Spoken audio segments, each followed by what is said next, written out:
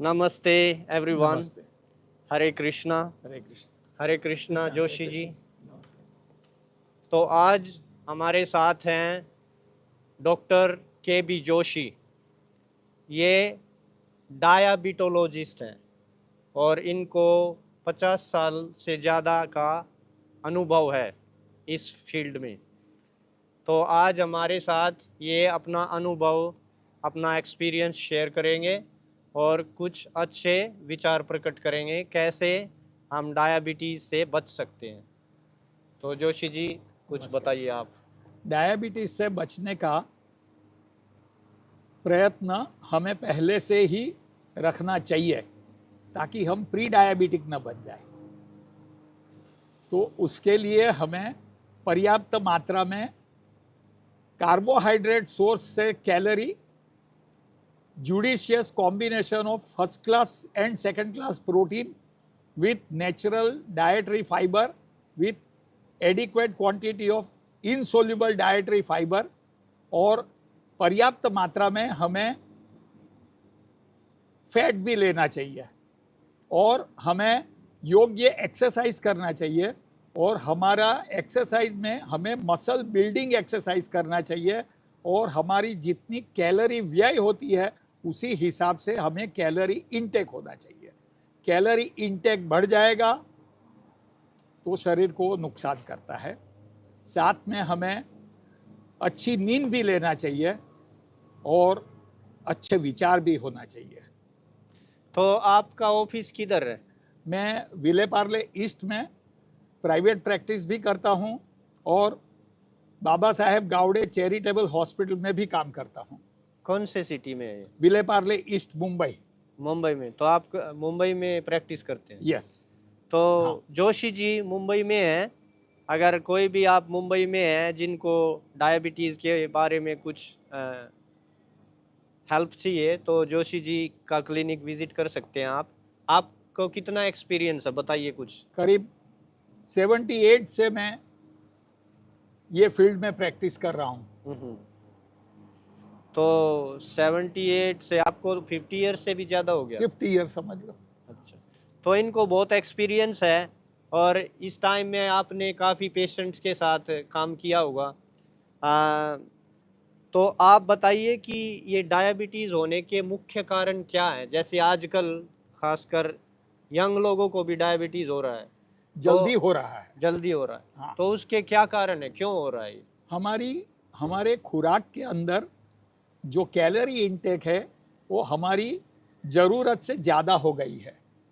अच्छा, calorie intake Hindi में बताइए ताकि कैलोरी सबको समझ आए। कैलोरी इनटेक तो कैलोरी इनटेक ही रहता है, यानी हमारे खुराक के अंदर जो शक्कर की मात्रा है वो जितनी ज़रूरत है उससे ज़्यादा हो रही है। हमें शक्कर की ज़रूरत है, फिर भी हमें अच्छी क्वालिटी की शक्कर होना चाहिए। यानी हमें direct form of sugar, cold drink और तैयार फास्ट फूड वगैरह हो सके इतना कम रखना चाहिए। हमारे खुराक में ज़रूरी इतना प्रोटीन भी होना चाहिए, ज़रूरी इतना डाइटरी फाइबर भी होना चाहिए, क्योंकि डाइटरी फाइबर ये बहुत ज़रूरी है हमारे स्वास्थ्य के लिए। 10% of our calorie should come from dietary fibre, both soluble dietary fibre as well as insoluble dietary fibre, जिससे हमारा पेट रोज का रोज साफ रहता है और हमारे इंटेस्टाइन के अंदर जो हमारे गट बैक्टीरिया है उसको भी हेल्दी रखते हैं। तो ये डाइटरी फाइबर जो है वो किस टाइप का खाना खाने से मिलता है? डाइटरी फाइबर हमें छिलटे वाली दाल, मूंग दाल, कोई भी दाल जिसमें छिलटा होना चाहिए, पूरा गेहूं और चावल जिसको ज़्यादा पॉलिश नहीं किया हो, होल व्हीट। अच्छा, हाँ, और मिलेट से भी हमको मिलता है। मिलेट। तो आप सुन रहे हैं जोशी जी क्या क्या सुझाव दे रहे हैं, तो आप उसको अप्लाई करेंगे, आपका जीवन में प्रैक्टिस करेंगे तो आप डायबिटीज़ से बच सकते हैं। फल और सब्जी का भी बहुत ज़रूरी उपयोग है इसमें, क्योंकि सब्जी से हमें अच्छी क्वालिटी के डाइटरी फाइबर मिलते हैं, और फलों के अंदर से हमें वो भी डाइटरी फाइबर मिलता है, अच्छा। साथ में विटामिन वगैरह भी मिल जाते हैं। हाँ हाँ। तो जैसे आजकल तो बहुत खासकर इंडिया में काफ़ी क्रॉप को ग्रो करने में, फसल को उगाने में काफ़ी पेस्टिसाइड्स और ये फर्टिलाइज़र वगैरह यूज़ होता है। यूज़ होता है। तो अभी फर्टिलाइज़र का यूज़ कम करना हमारे हाथ में पूरा नहीं है, क्योंकि बाजार में जो मिलता है वही हमें खाना पड़ता है। तो वैसा खाना खाने से शरीर को कुछ फ़ायदा होता है या नहीं?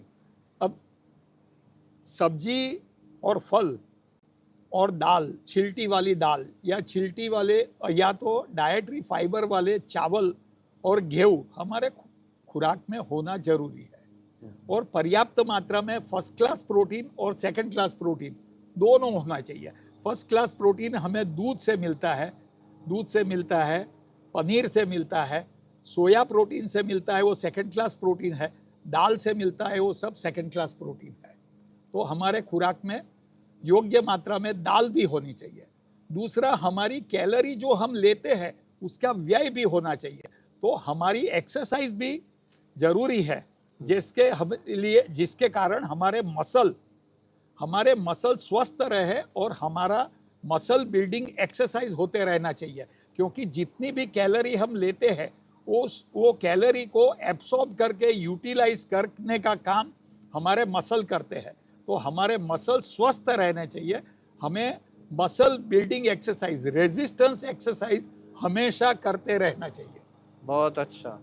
तो एक्सरसाइज करना बहुत ज़रूरी है डायबिटीज़ से बचने के लिए, जैसे जोशी जी बता रहे हैं। तो अगर हम लोग एक्सरसाइज नहीं कर रहे तो एक्सरसाइज रूटीन में लाने का कोशिश कीजिए।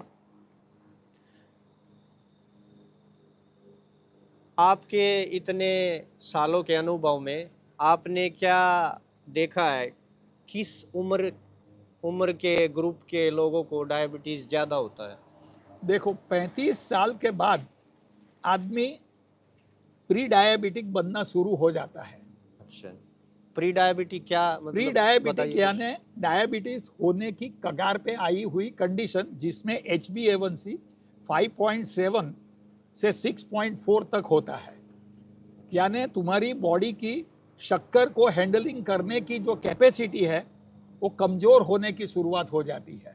तो उसको कैसे अ, जैसे हम अपने शरीर में कैसे नोटिस कर सकते हैं उसको कि हमें प्री डायबिटिक कंडीशन डेवलप हो रही है?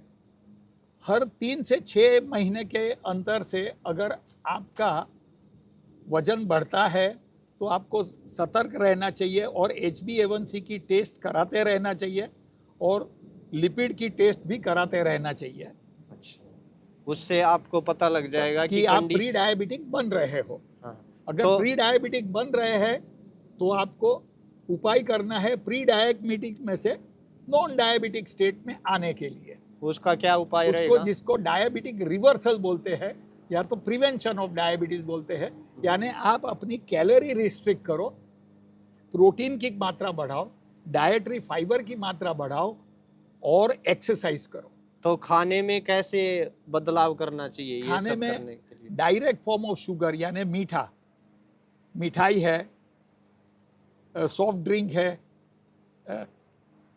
केक, पेस्टिसाइड्स, पिज़्ज़ा वगैरह, उसको नूडल्स नहीं है, खाना है, कम करना वो है। शिके इतना कम करो। अच्छा, रात का तो खाना, खाना क्या चाहिए, क्या खाना खाने चाहिए? में Indian diet is a very healthy diet. Hmm. Indian diet है वो अच्छा डाइट है, उसमें कैलोरी की मात्रा रिस्ट्रिक्ट करनी चाहिए।